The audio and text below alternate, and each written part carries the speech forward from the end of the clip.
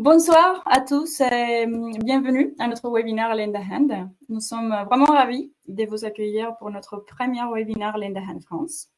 Et je vais commencer par me présenter peut-être. Je suis Carolina Arriaga, je suis coordinatrice marketing France et il faut dire que je suis ancienne membre de l'équipe Babylone. Et pour ceux qui se demandent d'où vient mon accent, parce que je sais qu'ils me le posent souvent, je suis mexicaine. Il faut dire qu'à Lend a Hand, l'équipe il est composé de plus de 10 nationalités. Donc, c'est une équipe assez internationale. Donc, c'est très, très sympa. Donc, voilà. Et il y a un peu plus d'un an, Babylone a été équipée par Lend a Hand. Et ça, ce qui a marqué en fait une étape très, très importante pour les deux plateformes.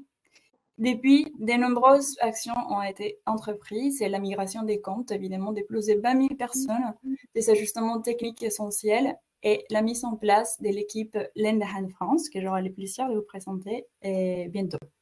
Donc, bien sûr, on va découvrir dans cette webinaire l'essence des deux plateformes qui est beaucoup plus proche de ce qui paraît en fait.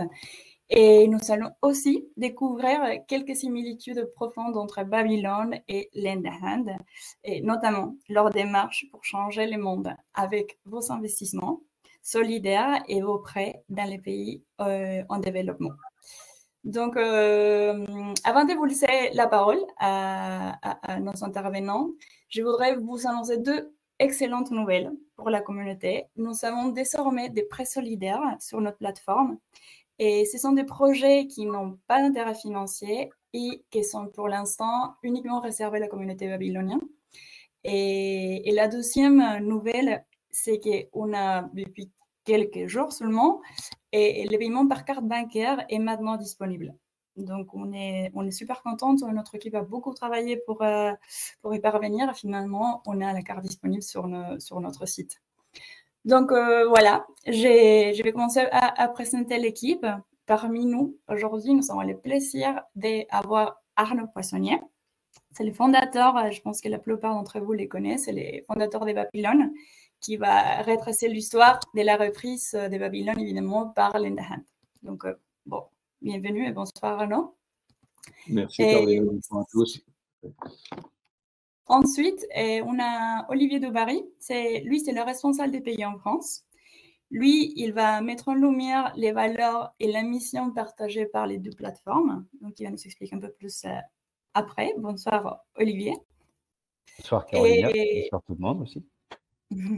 Nous avons également le plaisir d'entendre Charles Tay. Il est responsable des contacts directs avec les CMF, les institutions de microfinance, qui se trouvent dans les pays en développement et dont les projets sélectionnés ont le plus grand impact social possible.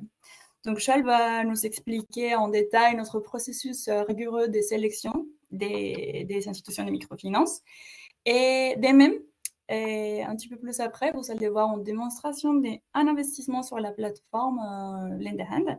Et ça va être le temps d'Olivier de vous guider pas à pas et dans le processus d'investissement. Et vous allez voir concrètement comment votre participation peut réellement changer des vies. Donc, enfin, on va conclure cette webinaire par une session évidemment des questions et réponses.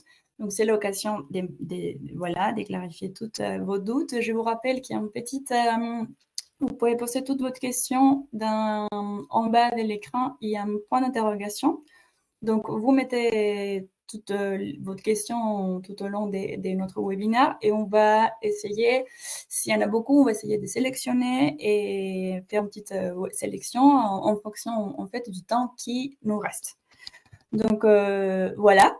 Sans plus, je laisse la parole à Arnaud pour qu'il commence à nous raconter. Merci Carolina. Bonsoir à tous. Écoutez, je suis content d'être là ce soir. Alors, au-delà de la transition avec Carolina, qui était effectivement, qui travaillait chez Babylone avant qu'on vende nos activités, qu'on cède nos activités à Lend a Hand. Et donc, je suis content qu'elle soit toujours là. Donc, elle marque une forme de transition et de continuité avec Babylone. C'est assez chouette. Sans parler du reste des équipes. Alors, moi, je suis assez heureux d'être là ce soir à pouvoir vous présenter un petit peu ce qui s'est passé. puisque on fête quasiment un anniversaire, hein, puisque on a signé la vente, le temps passe vite, mais on a signé la cession des activités de Babylone au profit de Lend a Hand. C'était au tout début juin 2022, donc il y a un an. Donc le temps passe très vite et à l'époque, je m'étais engagé vis-à-vis de Lend a Hand à assurer une transition de 18 mois et quand j'ai signé les actes et notamment mon engagement de poursuivre 18 mois, j'étais assez fatigué parce que comme vous savez ou je vous le rappellerai, mais la fin de l'histoire Babylone était assez fatigante et éprouvante pour les équipes. Quand j'ai signé ça, je me dis waouh, ça me paraît très long, 18 mois. Je ne sais pas si je vais avoir envie, l'énergie, etc., de poursuivre l'aventure, la transition avec Lend a Hand pendant 18 mois. Et en fait, après, avec un an de recul aujourd'hui, je ne le regrette pas du tout parce que j'ai beaucoup, beaucoup de plaisir à travailler avec les équipes de Lend a Hand, non seulement pendant la négociation. La négociation de rapprochement a été très longue. Hein, on a discuté que pendant quasiment un an avant de signer, alors qu'on était en situation un peu compliquée. Mais déjà, j'avais apprécié les discussions que j'avais avec Lend a Hand et depuis qu'ils ont acquis notre activité, malgré les petits problèmes qu'on rencontre tous, que vous rencontrez aussi parfois techniquement sur la migration, on va en reparler, je pense, avec Carolina et Olivier après, mais malgré tout ça, moi, j'ai découvert plus que jamais une équipe extrêmement investie, extrêmement compétente et surtout, parce que c'est important à mes yeux, très sympathique. Et donc, je ne regrette pas du tout de m'être engagé pour 18 mois avec Lend a Hand et puis peut-être que je continuerai un peu après, on verra. Mais en tout cas, j'ai un énorme plaisir à travailler avec eux et pour moi, c'est déjà une très grande satisfaction. La deuxième satisfaction, c'est de se dire qu'on a réussi ce transfert d'activité auprès de Lend a Hand. Hein. C'était pas complètement gagné, parce que je fais un peu d'histoire, mais vous le savez, on a communiqué auprès de vous, enfin un grand nombre d'entre vous le savent, et on a communiqué à l'époque, donc je ne vais pas revenir trop longuement là-dessus, mais malgré la beauté de Babylone et tout ce qu'on a fait pendant ces 14 années, hein, puisqu'on s'est créé en 2008, époque où on était la deuxième plateforme de crowdfunding en France après My Major Company. Donc, on était vraiment précurseur dans le domaine du crowdfunding. Et pendant ces 14 années, autant on a fait des choses merveilleuses, hein, puisqu'on a, vous êtes une vingtaine ce soir, mais on a agrégé une communauté de 100 000 membres en 14 ans qui ont prêté en cumul plus de 30 millions d'euros à 50 000 familles dans une trentaine de pays en développement. Donc, on a toujours été très fiers de ça et je pense qu'on peut l'être encore aujourd'hui. Parce qu'on a eu un impact qui était quand même assez considérable et surtout qui était d'autant plus fort qu'on était totalement précurseurs, là encore, on était les premiers à concevoir une plateforme de crowdfunding au service des pays en développement, en tout cas les premiers en Europe, et que à force de se bagarrer, hein, j'étais pas tout seul, à l'époque j'étais avec Aurélie Dutoit avec qui on a fondé l'entreprise, puis on a eu en permanence une dizaine ou une quinzaine de salariés avec nous, et donc on a beaucoup travaillé et on a au moins réussi ça. Et ça, c'est quelque part notre grande fierté. Ce qui a été plus compliqué, mais vous le savez, ça a été le modèle économique, puisque quand j'ai créé Babylone, je ne voulais pas créer Babylone comme une ONG. Je voulais créer comme une start-up, mais une start-up un peu particulière, puisqu'on parle aujourd'hui, on ne parlait pas à l'époque de social business, aujourd'hui on parle d'entreprise sociale ou de social business. Donc l'idée qu'on pouvait lancer une start-up, hein, une entreprise commerciale, mais au service des autres, au service de l'intérêt général, donc en l'occurrence pour nous, au service du financement de la microfinance et des petits projets à l'autre bout du monde. Et ça a été un petit peu c'est là où le bras a pêché un peu, puisqu'on n'a pas réussi, mais vous le savez, on n'a pas réussi à rentabiliser ou à pérenniser l'activité de l'entreprise. En plus, on a été très impacté à l'époque de la Covid, à un moment où on était déjà financièrement un peu en difficulté. Et donc, on a été obligé d'envisager ce rapprochement avec Lend a Hand. On va en parler plus en détail, mais c'était important pour moi de réussir cette opération, puisque si on n'avait pas réussi cette opération de rapprochement avec Lend a Hand, tout simplement, on aurait dû, c'est malheureux à dire, mais on aurait dû déposer le bilan. Donc, je me suis battu comme un fou pour essayer de faire survivre le modèle économique, hein, malgré ce qu'on a fait de beau en termes de projet et d'impact social. On aurait dû arrêter grâce à cette discussion avec Lend a Hand, hein, qui a démarré en avril 2021 et qui a été signée donc en juin 2022. Mais grâce à cette discussion, on a pu préserver l'activité et la transférer auprès de Lend a Hand. Donc c'est quand même une forme de satisfaction. Alors, vous avez été très, très nombreux. Donc, une fois que Lend a Hand a acquis nos activités, Lend a Hand a souhaité harmoniser les marques, c'est-à-dire a souhaité intégrer la marque Babylone au sein du système et, entre guillemets, du produit, de l'outil Land Hand. Alors, il y a eu des grandes discussions. Il y a beaucoup de Babyloniens qui étaient un peu tristes de voir disparaître la marque Babylone. Ça a été une discussion, ça a été un choix qui a été fait avec Land Hand, de dire dès lors que Land Hand est un acteur européen et qu'il souhaite se développer dans beaucoup de pays en Europe, que ce soit, il était déjà un peu présent en Angleterre, au Benelux, maintenant en France grâce à Babylone et dans d'autres pays, mais Olivier va sans doute nous en parler plus avant après. Dès lors qu'il y avait cette volonté de se répandre ou de se déployer un petit peu partout en Europe, il leur paraissait logique de le faire sous une bannière unique. Et donc la bannière Land Hand plutôt que Babylone, l'essentiel étant pour nous que l'activité se poursuive. Et donc la migration a eu lieu donc dans les derniers mois, après pas mal d'adaptations technologiques par Land Hand, qui fait que vos comptes ont tous basculé chez Land Hand et qui vous permet de poursuivre vos activités donc au sein de la marque Land Hand, là encore avec qui on a beaucoup de plaisir à travailler. Alors comme disait Carolina, on est sur des métiers assez proches, mais je vais lui repasser la parole, mais on est sur des métiers assez proches. Alors moi qui ai souvent des communications encore, soit avec les actionnaires historiques de Babylone, soit avec certains d'entre vous, ex-prêteurs de Babylone qui souhaitaient, pour beaucoup d'entre vous, basculer sur du prêt sur Land Hand, on me pose souvent plein de questions. Alors évidemment, on me pose des questions sur pourquoi, même beaucoup moins maintenant, mais au début, on me posait pourquoi la cession. On me pose souvent la question sur oui, mais Land Hand, c'est pas tout à fait comme Babylone. Babylone, c'était des petits projets, on aimait bien, on avait l'impression de parrainer des gens à l'autre bout du monde sous forme de financement de tout petits projets de 1000, 2000 euros avec la petite histoire qui va avec, etc. Alors qu'on a l'impression que Land Hand, c'est plus gros, c'est plus impersonnel, ça paraît plus lointain, etc., etc. Donc c'est une question qu'on me pose beaucoup et je la comprends parfaitement parce que les deux outils sont présentés de manière un petit peu différente. Mais en fait, ce que je réponds tout le temps à cette question qui m'est posée, c'est qu'en fait, la différence n'est pas si grande que ça. En effet, sur l'NN, quand vous allez sur l'NN, vous avez accès à des projets qui sont des projets plus gros, facialement, mais qui sont en fait, au bout du compte, qui sont la même chose que sur Babylone. C'est-à-dire que même si ce sont des projets de volumétrie plus importante, c'est dû au fait que Land Hand soit référence des projets en direct qui peuvent être des projets plus importants, des projets de coopérative par exemple, qui sont des projets qui au lieu de demander 1000 ou 2000 euros vont demander 10, 20, 30 ou 40 ou 100 000 euros. Donc des projets plus importants, soit des projets qui sont remontés exactement comme avec Babylone, qui sont remontés à partir d'institutions de microfinance agréées dans les pays en développement. C'était notre grande force et c'est aussi la force de Land Hand que d'être capable d'identifier des partenaires sur le terrain, des institutions de microfinance qui remontent sur la plateforme des projets. Sur Babylone, c'était des petits projets individuels. Sur Land Hand, c'est plutôt des blocs de projets ou des projets regroupés, mais qui au final ont le même résultat. C'est-à-dire que quand vous prêtiez sur Babylone ou prêtez sur Land Hand, au final, ce sont les petits projets qui en bénéficient, c'est des petits entrepreneurs. Donc le résultat est le même, même si facialement, la présentation est un peu différente ou l'intermédiation, le type de projets qui sont présentés sont un petit peu différents. Alors voilà, donc je voulais juste appuyer un petit peu le trait sur ce point-là, parce que la question m'est souvent posée, alors qu'en fait, fondamentalement, il n'y a pas de différence fondamentale entre les deux outils.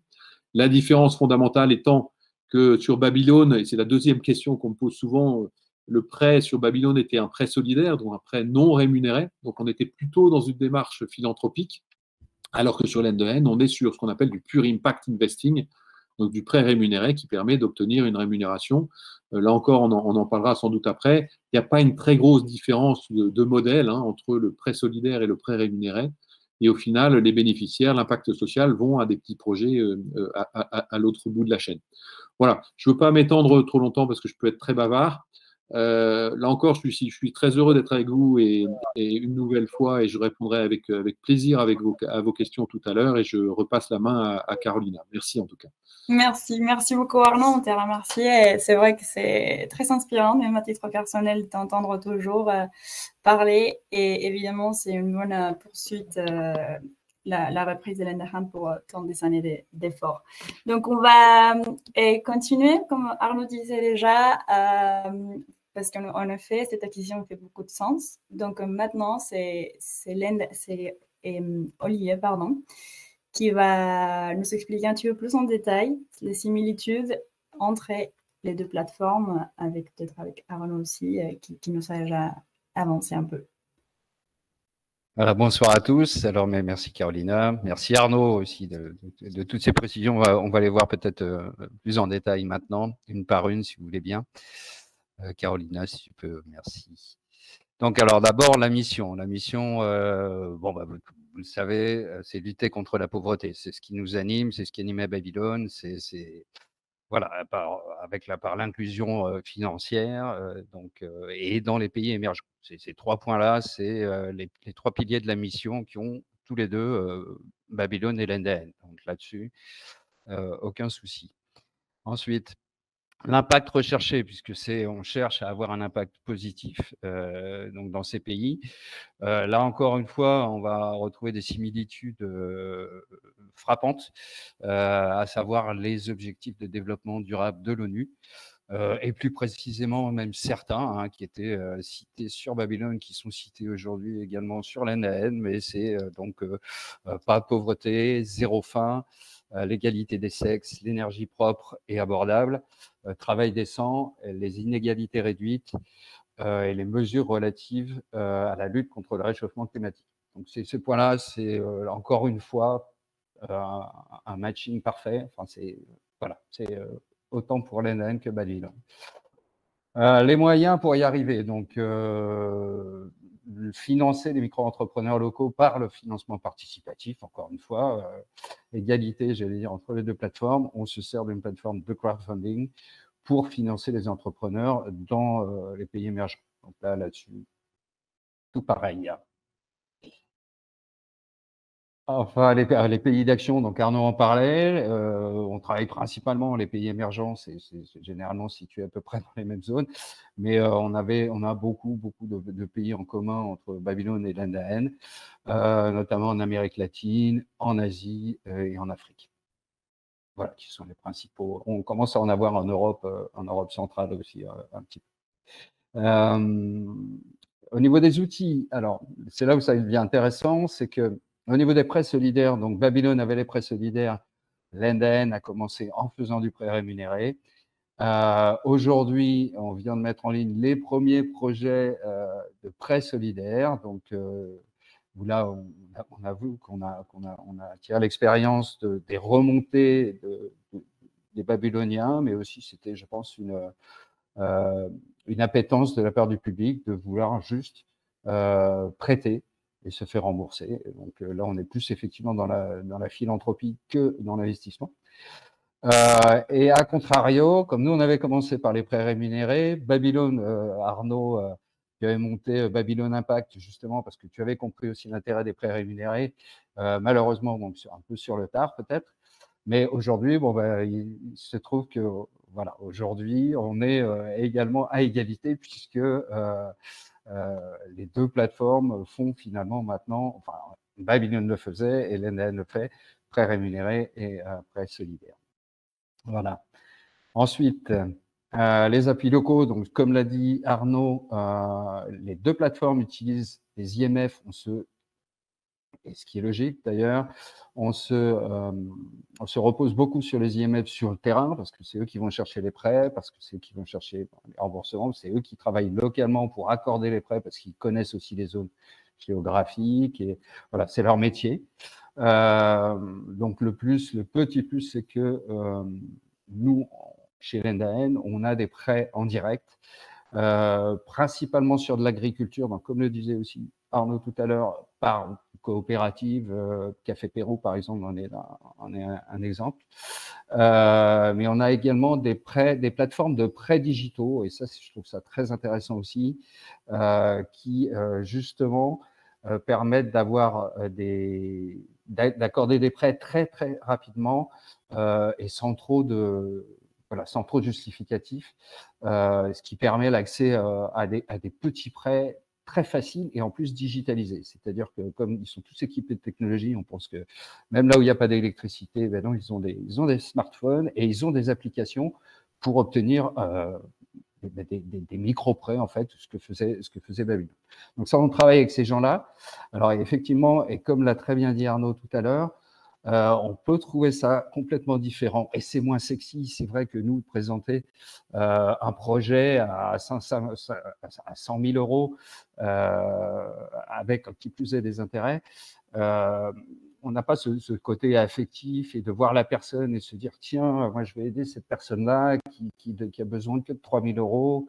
Voilà, donc il y a un côté effectivement de sympathie, capital sympathie, donc, qui était très fort chez Babylone et c'est quelque chose qu'on essaie de travailler chez Lenda Hand. Alors il y a notamment on fait des visites, on fait pas mal de visites de nos IMF sur le terrain pour aller chercher derrière et pour constater l'impact réellement que l'on a au final. C'est-à-dire que on va aller voir les bénéficiaires des prêts, les bénéficiaires finaux, pour qu'ils nous expliquent si effectivement ça a changé leur vie, en quoi ça a changé leur vie et s'ils en sont contents. Donc voilà. Donc on a régulièrement des retours. Surveillez notre blog. On a plein de belles histoires comme sur le blog de Babylone également. Voilà. Et plus des experts qui parlent aussi de leur métier. Ensuite, dernier point qui est ce que relevait tout à l'heure Arnaud. Effectivement, donc chez Lenda Hand, nous proposons des prêts de groupe, alors que Babylone proposait des prêts individuels. Donc on vient juste d'en parler. Voilà, c'est effectivement moins sexy, mais c'est quand même beaucoup plus efficace en termes de volume, puisque sur un prêt de groupe, on va toucher plusieurs dizaines de micro-entrepreneurs au final. Voilà. Donc ça peut paraître différent sur le papier, extérieurement, peut-être qu'effectivement la présentation du site, et on y travaille d'arrache-pied pour essayer de faire un site qui soit plus convivial. Mais c'est également l'ouverture à l'Europe, ce qui fait qu'on est en train aussi de prendre en compte d'autres cultures, d'autres besoins et qu'on écoute vraiment les utilisateurs. Donc ça, c'est important de le noter. Voilà, et je pense qu'on a fait à peu près le tour des points communs à ce niveau. Merci beaucoup Olivier. Définitivement, c'est clair que Babylone et Lenda Hand, ils partagent la même mission et enfin, c'est surtout la volonté d'améliorer la vie des personnes qui sont dans les pays en développement et créer de l'impact. Et enfin, la création de l'impact, c'est fait justement par les investissements.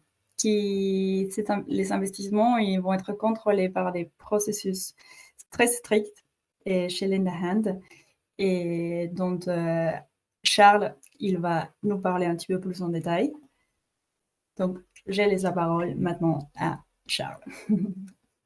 Oui, bonsoir à tous. Bonsoir à tous et à toutes les Babyloniens. C'est un plaisir d'être ici dans ce webinaire pour vous expliquer voilà, comment nous, on fait le processus de sélection chez Lenda Hand et comment on fait notre due diligence.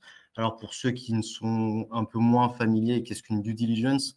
En français, on pourrait traduire ça par une évaluation, un audit ou une diligence nécessaire. Donc, c'est ce qui va nous permettre d'analyser l'entreprise partenaire avant de faire un prêt à cette entreprise.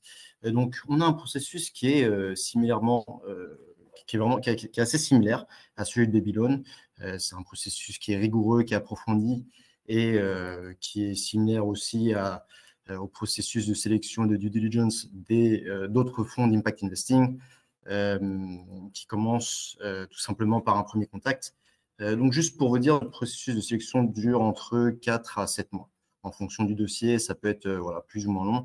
Le premier contact se fait, je dirais, à travers 3 moyens. Le premier, c'est sur notre site web où les entreprises partenaires peuvent candidater directement sur notre site. Un deuxième moyen, c'est à travers des conférences. Donc, nous participons tous les ans à des conférences, 4-5 conférences en moyenne.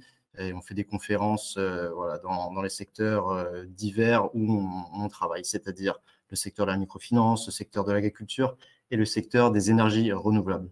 Notre équipe d'investissement, justement, a participé à une conférence au Monténégro. C'était une conférence sur la microfinance qui nous a permis d'avoir de nouveaux contacts d'entreprises à impact, principalement en Europe de l'Est et dans l'Asie centrale, tels que Kyrgyzstan ou Tadjikistan. Et finalement, un troisième moyen d'avoir un premier contact, c'est une sorte de cooptation où on va avoir d'autres fonds d'impact investing qui vont nous présenter des entreprises partenaires à impact parce que en fait, ces fonds-là ne peuvent pas investir plus ou faire plus de prêts, donc ils font passer on va dire la note à d'autres investisseurs ou prêteurs comme Lend a Hand, dans le but de diversifier les risques. Et je dirais que globalement, 90% du premier contact se fait sur les deux derniers cas, donc à travers les conférences et la coopération. Une fois le premier contact établi, nous avons, voilà, on va faire une demande d'informations, donc des informations essentielles. Ça peut être les comptes audités, les comptes de gestion de l'entreprise trimestrielle, les politiques de l'entreprise, etc. Et réellement, c'est là où commence déjà la due diligence. C'est là où moi, je vais me rendre compte de la qualité de l'information et de la qualité de la communication. Je peux déjà me poser la question, est-ce que c'est un partenaire potentiel avec qui on peut avoir une relation pérenne? Ça, c'est vraiment les questions que je me pose à ce niveau-là. Une fois qu'on a l'information partagée avec nous, on va discuter les termes et les conditions de l'entreprise, donc principalement tous les termes que vous pouvez voir comme lorsque vous faites un prêt dans une banque. Donc la taille du prêt, la fréquence de paiement, ça peut être aussi voilà, la devise, ça peut être en euros, en dollars ou en monnaie locale, le taux d'intérêt, etc. Une fois la term sheet signée, donc ce contrat préliminaire s'appelle une term sheet. Une fois celle-ci signée, nous passons à la phase de due diligence qui dure de 2 semaines à 2 mois en fonction du cas. Ça peut être des cas plus ou moins compliqués. Et c'est là où on va analyser en profondeur l'information qui nous a été partagée et on va aussi parler, discuter, challenger l'équipe managériale, le conseil d'administration, parler avec leurs actionnaires, parler avec leurs clients, leurs fournisseurs. Et une fois cette partie finie, c'est là où on va voilà, composer un dossier et le présenter à un comité d'évaluation de crédit et d'impact. En général, ce comité, ce sont des personnes qui sont externes à Lend a Hand et qui ont énormément d'expérience. C'est des gens qui ont entre 15 et 20 ans d'expérience en investissement, dans la microfinance, dans les énergies renouvelables. Et c'est là où on va présenter notre cas, on va se faire challenger et on va tout simplement recevoir une recommandation. Cette recommandation, elle peut être positive pour continuer avec le processus et finalement pour faire un prêt. Elle peut être négative ou elle peut être positive, mais sur certaines conditions. Par exemple, on peut nous demander de changer voilà, la structure du prêt.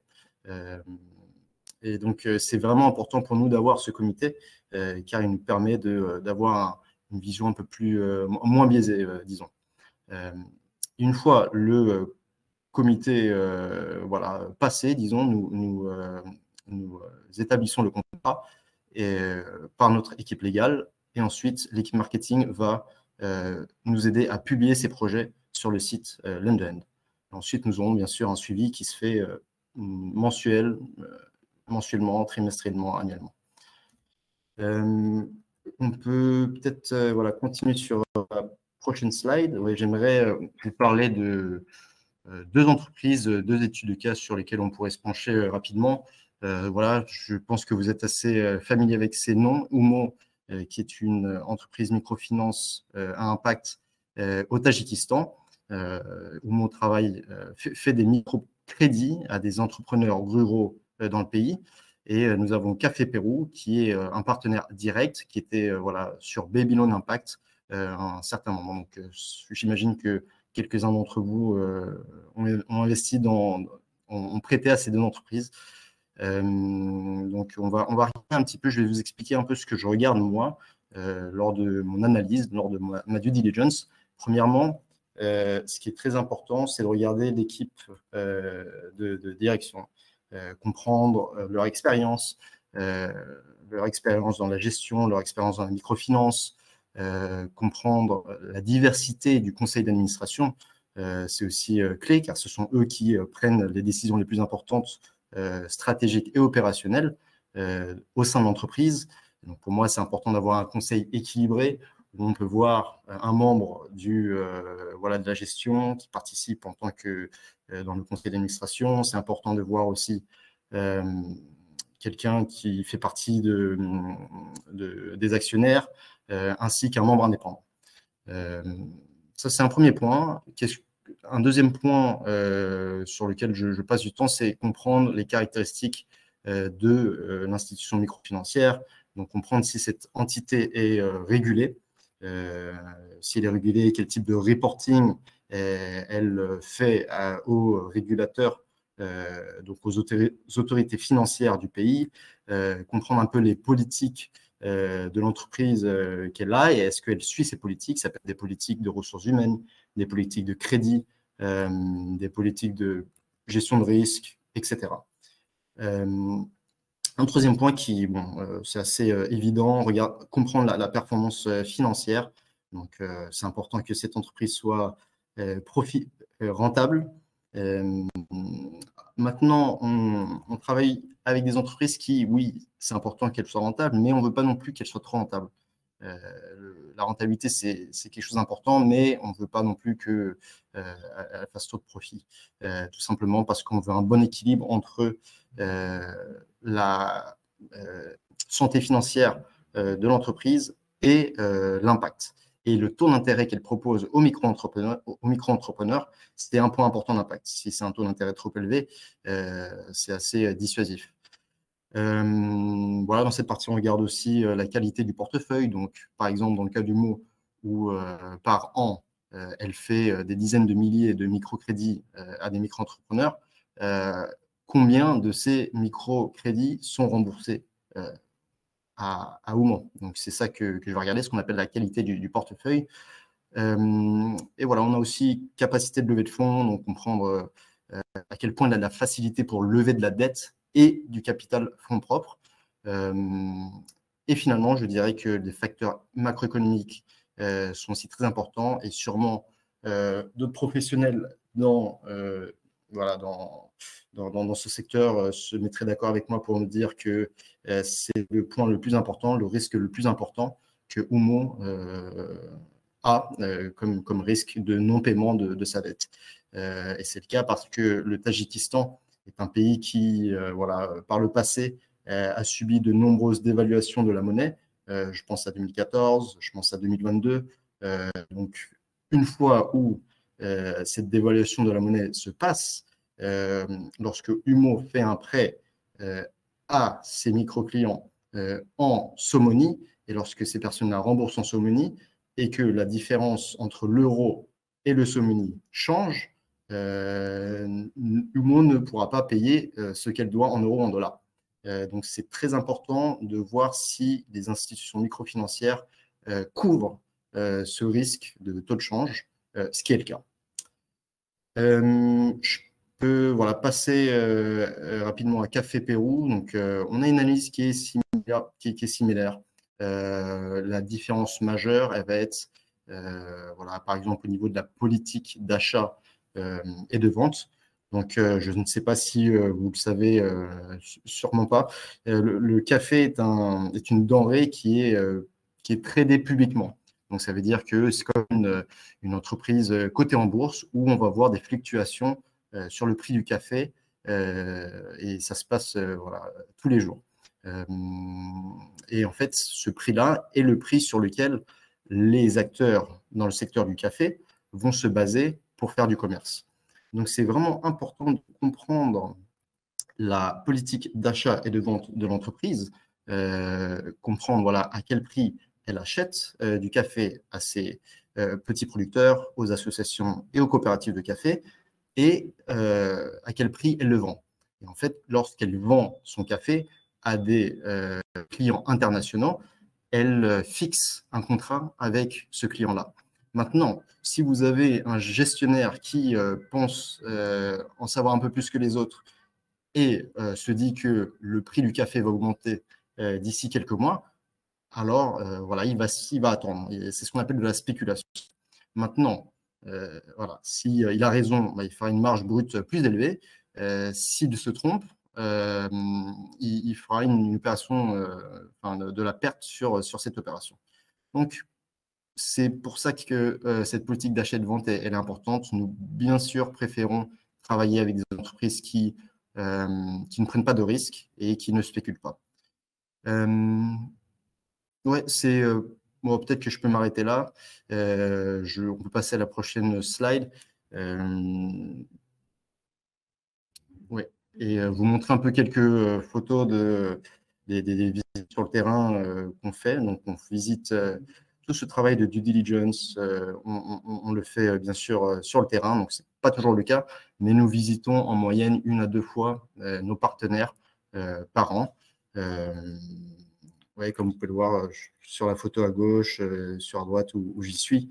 Je dirais que c'est important de le faire. Et aussi pour moi, je trouve que c'est passionnant de rencontrer ces entreprises à impact dans les pays où on travaille. C'est passionnant de rencontrer les bénéficiaires qui travaillent avec ces entreprises de microfinance ou de rencontrer les producteurs les petits producteurs de café et voir à quel point voilà, les entreprises avec lesquelles elles travaillent arrivent à améliorer leur qualité de vie ou à augmenter leurs revenus.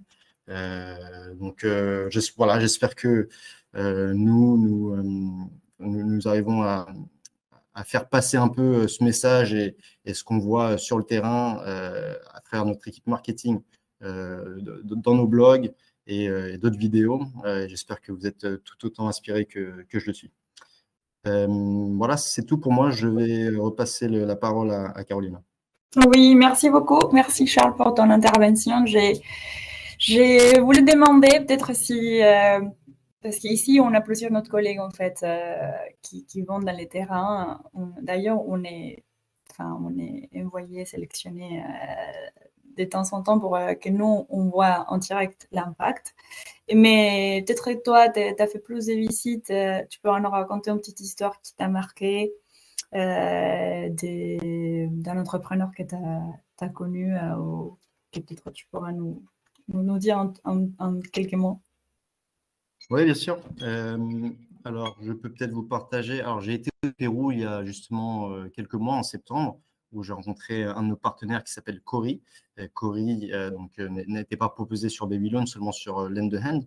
C'est une coopérative de microfinance qui travaille seulement avec des femmes. Donc, 100% de leurs clients sont des femmes. C'est des femmes qui se trouvent dans les zones périurbaines de la capitale, donc de Lima principalement, et d'autres villes tierces, on va dire à Arequipa et d'autres villes. Et en fait, j'ai trouvé ça passionnant. Le problème étant que ces femmes-là n'ont pas d'accès au crédit. Elles sont complètement rejetées du système bancaire. Donc, ça, c'est pour différentes raisons. La première, le fait qu'elles n'ont pas d'historique créditiciaire fait que vous ne pouvez pas octroyer de prêt à ces personnes-là. Et la deuxième, c'est qu'en fait, ces personnes ont déjà eu un prêt avec une banque plus traditionnelle, mais voilà, les choses ont fait qu'elles n'ont pas pu le rembourser et elles ont été mises, on va dire, dans la blacklist du système bancaire. Et en fait, dites-vous que ce sont des personnes qui n'ont pas de moyens de gagner de l'argent à part à travers du micro-entrepreneuriat. C'est des personnes qui ne peuvent pas trouver de job, on va dire, comme on peut ici le faire en France ou dans les pays en Europe avec un taux de chômage plutôt faible. Souvent, pour ces personnes, c'est le seul moyen de subvenir à ses besoins en faisant du micro-entrepreneuriat. Donc, j'ai rencontré ce groupe de femmes, j'ai trouvé ça vraiment inspirant.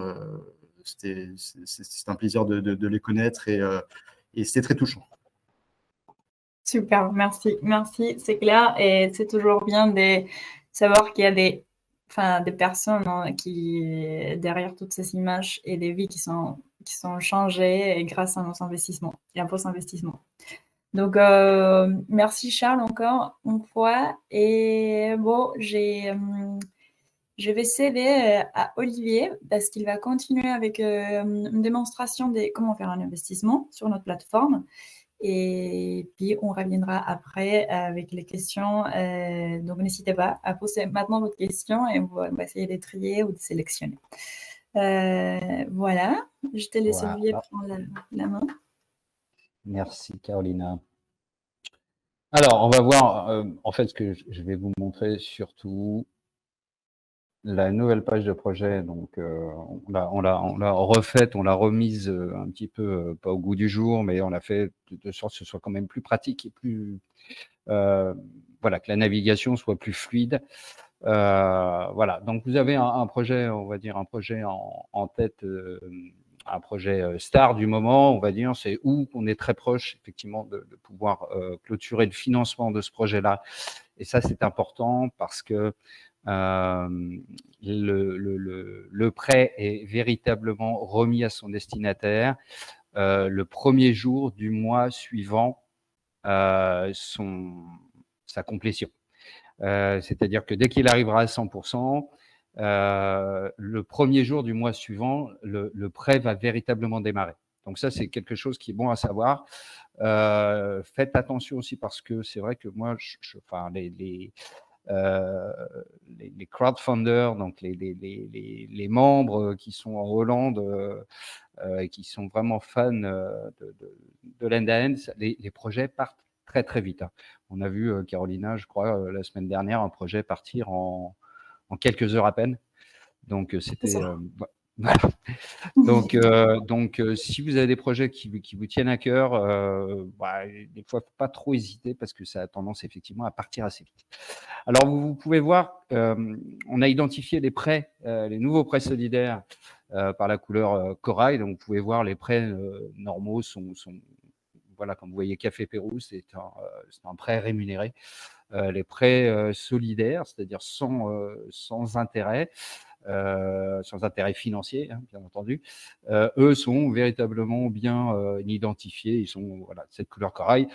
Si vous n'êtes pas, mais là tout le monde vient de Babylone, donc mais sinon les gens qui ne sont pas issus de la plateforme Babylone ne peuvent pas voir ces prêts sur la plateforme.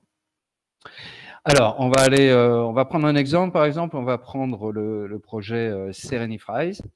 Alors, on va faire voir le projet, tout simplement. Donc là, on rentre dans une analyse un peu plus poussée. Donc, vous avez une présentation, effectivement, de ce projet. Vous avez évidemment, en résumé, le montant à financer, les intérêts que vous allez toucher, la durée du prêt, la fréquence des remboursements, donc les échéances de remboursement et la devise, puisqu'on a des projets qui sont en euros et en dollars. Et là, vous retrouvez également à quel niveau il en est de son financement et du nombre de jours restants. Alors, à savoir aussi que sur l'end-to-end, tous les projets ont été financés. Voilà. Ensuite, si vous descendez, vous allez avoir un résumé. Alors là, donc, c'est même presque plus qu'un résumé du projet. Donc, vous avez le cadre, on va dire, du pays. Vous avez quand je dis du pays, c'est la géopolitique, hein, la situation politique du pays, si c'est stable, pas stable. Voilà, vous avez une analyse comme ça à 360 degrés sur véritablement tout ce qui entoure le prêt. Vous avez évidemment l'objectif du prêt, la mission de Serenia, quelle est leur mission au départ, et évidemment l'impact que ce prêt va avoir. Donc là, par exemple, sur celui-là, vous voyez que Serenifrise pourra acheter des pommes de terre, parce que en fait, ils transforment de la pomme de terre. Hein, ils faisaient surtout des chips et des frites jusqu'à maintenant. Puis ils se sont rendus compte quand même que le Kenya importait 500 tonnes de pommes de terre de l'étranger tous les mois. Ils se sont dit, mais on va aller voir des agriculteurs, on va leur acheter leurs pommes de terre et on va même les aider à faire fructifier un peu plus leur culture, ou un peu mieux en tout cas. Et là, pour le coup, ils viennent de se lancer dans des frites surgelées. Voilà, un nouveau business. Et ils viennent de décrocher l'approvisionnement des KFC au Kenya. Donc ça, c'est super parce que effectivement, déjà, ça crée beaucoup d'emplois qui sont stables puisque c'est sur des bases qui sont durables. Mais également, ça réduit aussi tout ce qui est bilan carbone. Voilà, ça génère voilà, de l'emploi et puis voilà. Donc ça, c'est important. Des fois, c'est un impact qui n'est pas directement évident. Mais voilà, vous allez retrouver ça dans le résumé de chaque projet. Vous avez également, voilà, Charles en parlait tout à l'heure, un mot sur l'équipe de direction. Au niveau des intérêts, voilà, la cote du crédit, donc l'évaluation de cette société, à savoir que dès qu'on est en direct, dès qu'on a un prêt en direct, comme ça, la cote de crédit est toujours plus faible puisqu'il y a un risque qui est toujours plus important, car quand on travaille avec des IMF, des institutions de microfinance, elles arrivent à compenser s'il y a des pertes ou des retards avec le volume voilà. Et en plus, ils sont assurés. Voilà, donc même si ils ont des entrepreneurs qui n'arrivent pas à rembourser les prêts, ils peuvent même être tenus de prendre sur leurs fonds propres. Donc ça, c'est voilà, à savoir que les IMF sont quand même, les prêts indirects sont quand même plus sûrs, mais vous allez trouver donc des prêts directs comme cela. Voilà, donc la note de crédit, elle sert à ça. Alors, on va prendre l'exemple, je vais investir sur ce projet parce qu'il me parle. Parce que j'aime bien les frites KFC. Allez, on va faire 10 € parce que voilà, je vais faire ajouter le projet au panier. Donc là, instantanément, j'ai le panier qui apparaît en haut. Donc après, il me suffira juste de retourner à mon panier. Hein. C'est comme tous les sites de e-commerce. Voilà, on va faire voir le panier. Donc je retrouve mon projet. Je pourrais en sélectionner d'autres hein, et venir les ajouter à mon panier. Et dès que j'ai un bon mix d'investissement ou de prêt, là c'est un prêt sans intérêt, je fais effectuer le paiement. Alors là, il se trouve que j'ai 10 € déjà dans mon portefeuille. Donc je vais pouvoir les investir dedans, donc je n'ai qu'à payer. Sinon, là, vous allez avoir donc depuis hier, vous aurez les modes de paiement par carte bleue, où vous avez votre nom, votre numéro de carte bleue, enfin bon, bref, comme un site de paiement normal. Là, je fais payer. Et automatiquement, effectivement, j'ai un message comme quoi mon investissement est bien passé. Voilà, donc je vous incite également à aller voir sur notre blog, puisque chaque nouveau emprunteur, c'est-à-dire ceux à qui vous faites des prêts finalement intermédiaires, donc les IMF ou les nouveaux ou les coopératives ou les prêts directs, donc voilà, il y a un article de blog qui les concerne à chaque fois qu'on en fait rentrer un nouveau sur la plateforme. Et c'est toujours intéressant de voir d'où ils viennent, quelle est leur action et pourquoi on les a choisis aussi. Voilà. Super, merci beaucoup. Bon, donc je vais repartager la présentation. Et donc voilà, c'est le moment des questions-réponses. Je vois qu'on n'a pas beaucoup et en plus, on a répondu quelques-unes directement. Donc, j'ai peut-être juste une petite question pour Charles, s'il n'a pas répondu. Bonsoir, je suis actuellement volontaire dans une institution de microfinance NED, je ne sais pas comment le dire, Livelihood on Inde.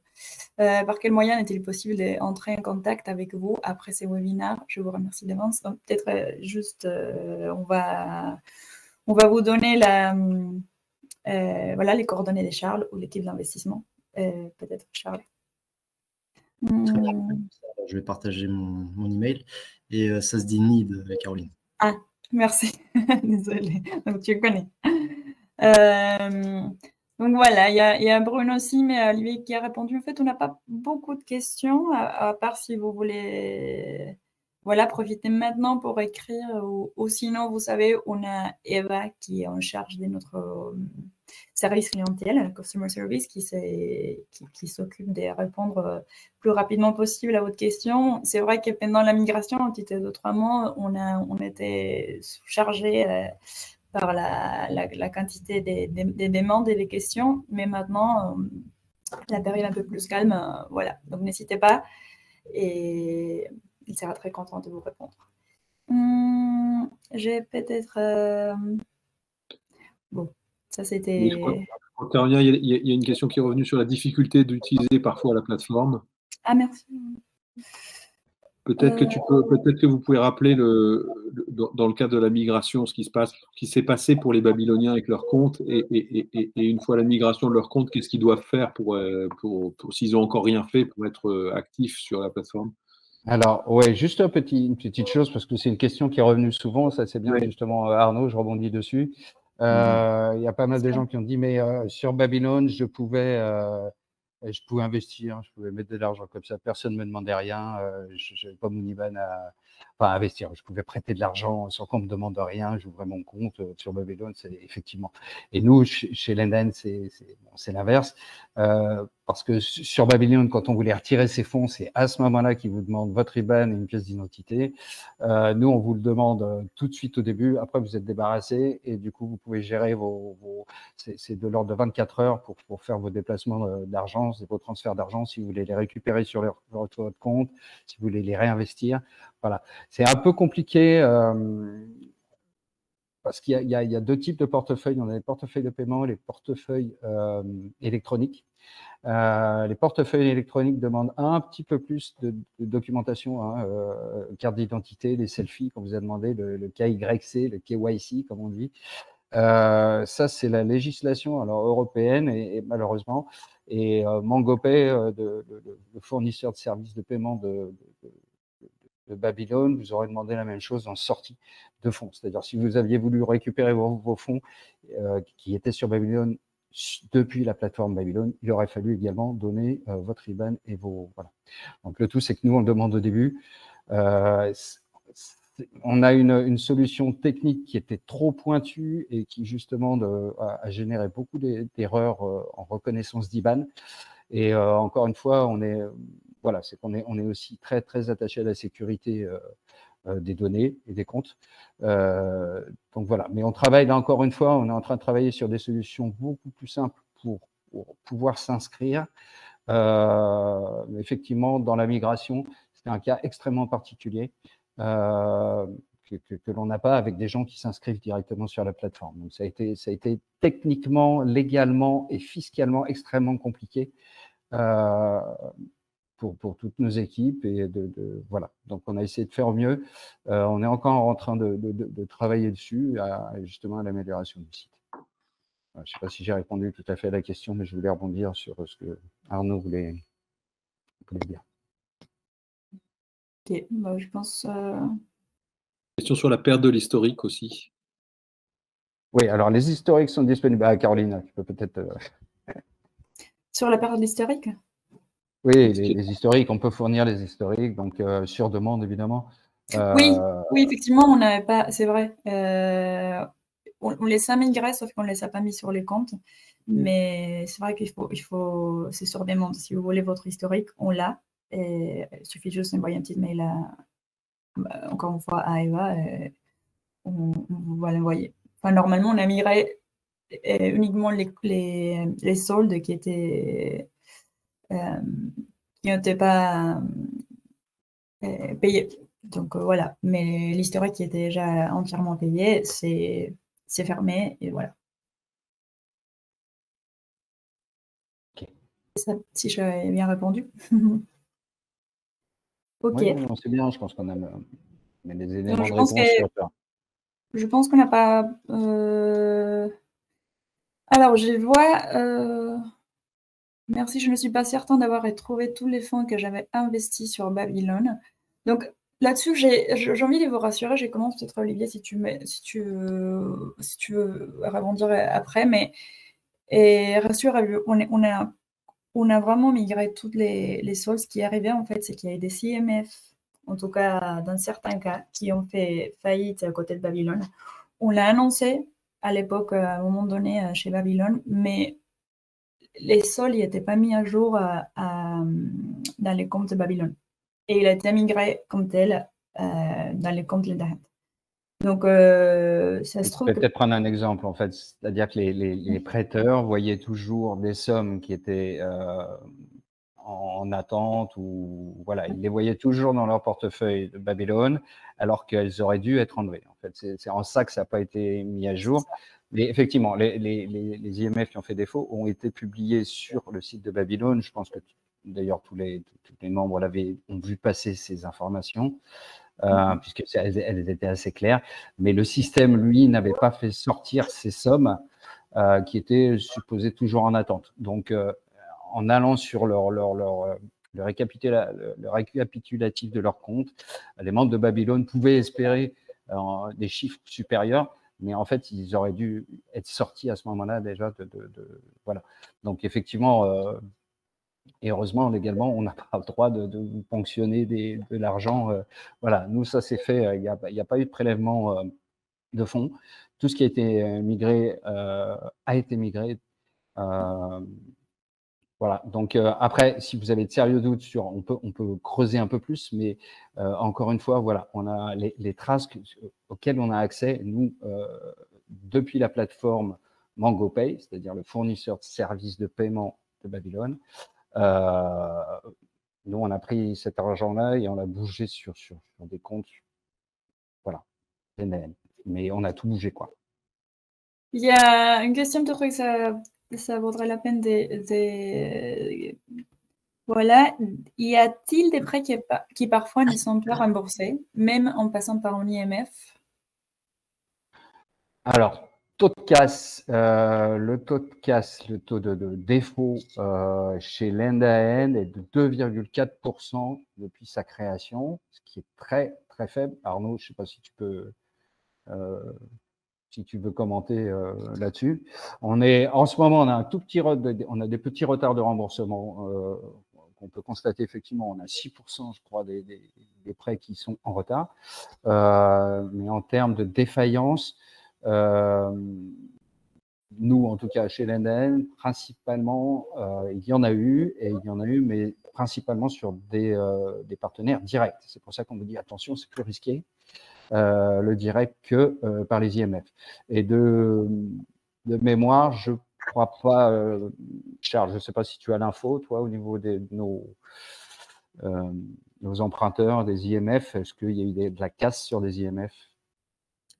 Alors, pas de mémoire. Je sais que sur peut-être 100 millions d'euros, donc voilà, depuis la création de Lenda Hand 2014, Lenda Hand a fait des prêts pour un montant de 140-150 millions.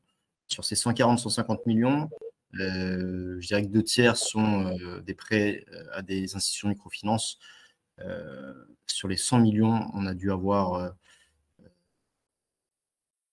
500 000 qui n'ont pas été remboursés jusqu'à aujourd'hui. Donc, très faible. Maintenant, ça ne veut pas dire que s'il n'y a pas de risque, il existe des risques, mais elles sont moindres, elles sont bien moindres que les entreprises, les PME directes. Je pense que c'est sans doute l'un des points sur lesquels on s'est le mieux retrouvé avec Lenda Hand. Hein, c'était l'idée de se dire que dès lors qu'on travaille avec une intermédiation, avec des institutions de microfinance qui vont sourcer des projets à l'autre bout de la chaîne, il faut qu'on soit sûr que les institutions de microfinance qu'on présente à la communauté des prêteurs soient suffisamment fiables et qu'elles soient en capacité de rembourser. Donc c'est vraiment une grosse partie de l'audit de Charles et des équipes de Lenda Hand comme de Babylone. Et on avait tous les deux plateformes, on avait beaucoup investi sur cette idée qu'il fallait qu'on soit, non pas parfait, parce qu'on ne peut jamais être parfait là-dessus, mais qu'on soit le plus exigeant possible en termes d'audit des institutions de microfinance. Et effectivement, on s'est retrouvé là-dessus. Il y a d'autres sites de crowdfunding microcrédit dans le monde qui se sont plantés parce qu'ils n'avaient pas été capables de s'équiper en analyse financière suffisamment pour bien analyser le risque généré par des institutions de microfinance. Et Lenda Hand et Babylone, on était très bons là-dessus. En Babylone, on était sur 14 ans en cumul de pertes, on était à 5%. hein, ce qui est en cumul, c'est juste ridicule. Même s'il y a des Babyloniens qui ont souffert parfois, parce qu'il suffisait qu'un Babylonien mette toute son épargne ou tout son investissement sur une IMF, et manque de bol, sur les 30 IMF Babylone, il y en a 3 ou 4 qui ont planté.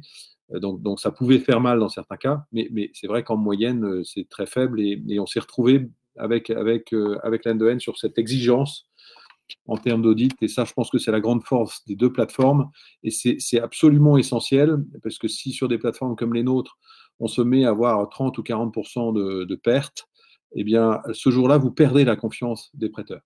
Et dans ces cas-là, c'est très, très difficile à remonter, hein. Nous, on avait un début de perte de confiance avec les prêteurs sur Babylone, non pas sur la casse des institutions de microfinance, mais sur tout un tas de bugs qu'on a eu les 2-3 dernières années et qu'on n'arrivait pas à réparer parce qu'on n'avait plus assez de moyens financiers.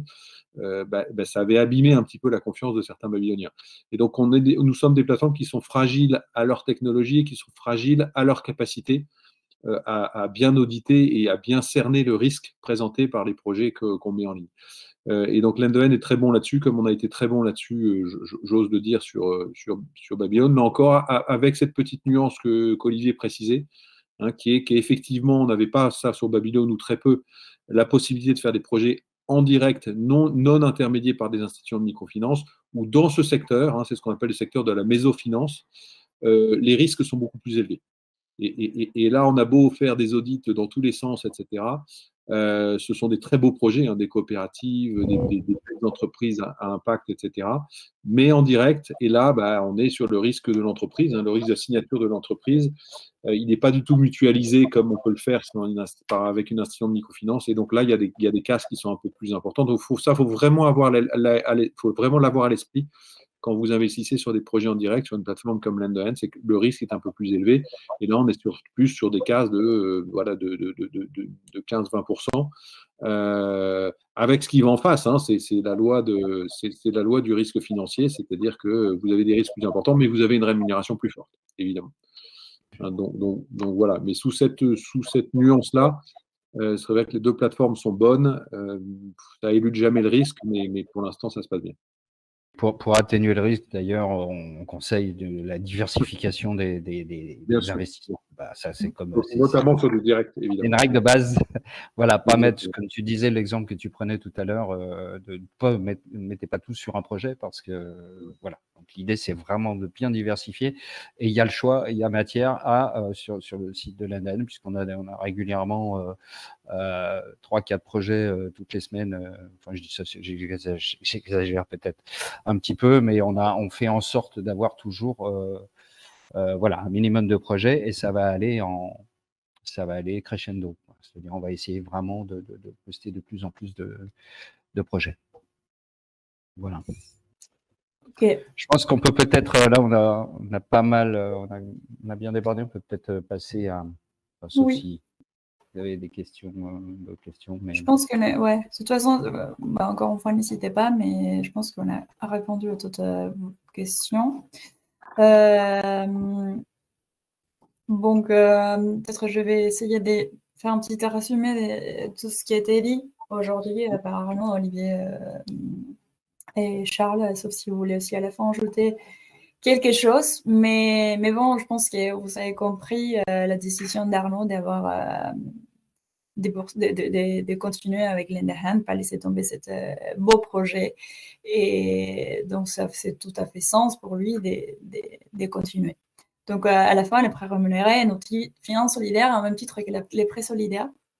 Je voulais dire aussi, peut-être commencer par ça, que Lend-to-End, il y a beaucoup de gens qui nous demandent, c'est peut-être pas très clair en français. Lend-to-End, ça veut dire, littéralement, c'est donner un coup de main en anglais.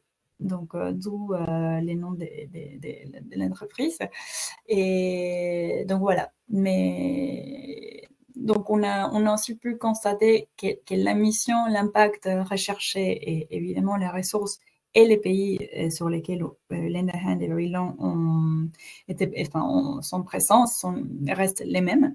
Et juste l'effet que les prêts soient, qu'il y a des prêts, des groupes plutôt que des prêts individuels, en fait, c'est juste un moyen de rendre l'outil encore plus puissant. Donc, ce qui était le cas entre la principale différence entre Lend-to-End et Babylone.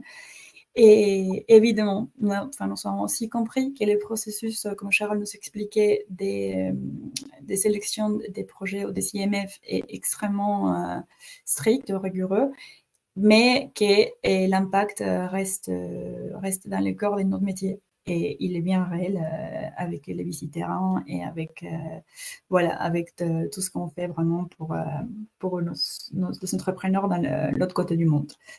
Donc, voilà, si vous voulez ajouter des mots, Arnaud, Olivier, Ouais. Charles. J'aimerais juste que tu mettes le slide suivant, s'il te plaît. Oui, je vais aussi… Pour parler, enfin, tu voulais peut-être en parler. Comme tu veux. Parce qu'on a parlé des nouveautés. Voilà, donc on a lancé notre deuxième rapport d'impact. On va le lancer tous les ans. Maintenant, on va le publier tous les ans. Là, c'est pareil, il est tombé le mois dernier, donc au mois de juin.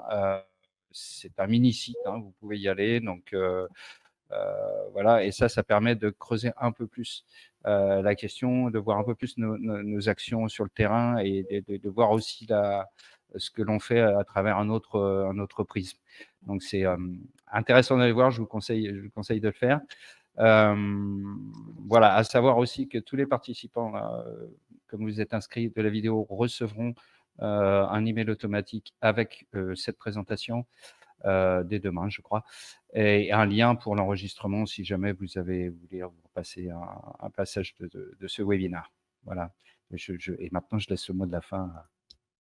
Super, merci beaucoup. N'hésitez pas, je vous conseille vraiment les rapports d'impact. Oui, Arnaud, tu voulais dire quelque chose? Oui, je suis juste parce que je vois des petits mots gentils à mon adresse et merci pour ça. Quand toute la vie de Babylone, moi j'ai reçu, mais évidemment je n'ai pas compté, mais pendant 15 ans de Babylone, et notamment quand on était en difficulté, j'ai reçu une infinité, des centaines et des centaines de messages, que ce soit des actionnaires ou des Babyloniens, qui étaient des messages mais absolument incroyables et absolument adorables, en disant bravo Arnaud, bravo à toute l'équipe de Babylone pour ce que vous faites, etc. J'ai envie de leur dire, même si vous n'êtes pas 1000 au bout de la chaîne, mais c'est des messages qui m'ont toujours profondément touché et qui, que ce soit pour moi et pour l'ensemble de l'équipe, nous ont toujours motivés, notamment quand c'était difficile, de savoir qu'on avait une communauté de Babyloniens et de prêteurs qui était une communauté engagée, qui était derrière nous malgré les difficultés, parce que notre cause est belle et que ce qu'on a fait, donc créer le prêt solidaire en ligne en France était quelque chose de très innovant et de très impactant. Et donc je suis très content que voilà, là encore que la balle ait été reprise au bon par l'end-to-end et que l'aventure continue. Voilà, moi je suis encore un peu dans l'histoire, mais vraiment je voulais remercier les Babyloniens par votre intermédiaire de tous ces messages très très gentils que je reçois encore aujourd'hui. Voilà, et suite à la vente de la cession de nos activités de Babylone, j'ai pris mon sac à dos, j'étais un peu fatigué, j'ai pris mon sac à dos, je suis parti 1 mois et demi en Asie, je me suis cassé l'épaule au passage, mais je suis allé me réimprégner de ces atmosphères, et des atmosphères dont Charles parlait tout à l'heure, mais les atmosphères de bidonville où je suis allé me promener au Cambodge, aux Philippines et au Laos, et j'ai profité de ce voyage pour retourner dans les bidonvilles, cette fois tout seul, sans faire de l'audit d'IMF, mais non pas pour le plaisir, mais pour le bonheur de retrouver ces énergies incroyables dont parlait Charles tout à l'heure et qui sont des énergies mais absolument géniales à la redécouvrir et à vivre. Savoir l'énergie de l'humanité qui, dans des zones extrêmement pauvres, extrêmement précaires, se démerde, se débrouille, active le système D, font preuve d'une solidarité entre voisins et entre parents qu'on ne connaît plus dans nos pays développés, qui est incroyable, etc. Et c'est cette énergie que j'ai toujours essayé de transmettre. Et je pense que l'end-to-end, notamment les dirigeants de l'end-to-end qui ne sont pas là ce soir, mais Kunte, Daniel Van Manen, etc., Peter Stoltz, etc., sont vraiment attachés à poursuivre et à perpétuer. Donc ça c'est vraiment chouette. J'en ai profité pour sortir un livre photo en guise d'épilogue de Babylone, je me permets, mais voilà, et qui a été moi aussi ma façon de sortir de cette histoire, même si je suis encore un peu, de retourner dans les bidonvilles, de faire de la photo, d'en sortir un livre. Voilà, donc je suis toujours proche de l'histoire et je tenais vraiment à vous remercier encore pour vos témoignages et vos marques de soutien depuis toujours et encore aujourd'hui. Et je ne peux que vous recommander de poursuivre l'histoire et de continuer vos activités de prêt voilà, auprès de l'end-to-end, et je reste évidemment à la disposition de tout le monde, prêteur comme actionnaire, si vous avez la moindre question. Voilà, merci beaucoup en tout cas. Merci Arnaud, merci à toi et merci encore une fois à tout le monde de votre présence, votre participation et nous espérons surtout pouvoir compter en tant que membre de actif de la communauté de Lend a Hand. Et voilà, on vous laisse notre mail si vous voulez nous contacter, si vous avez encore des questions. Et bon, merci et bonne soirée à tout le monde. Merci. Merci.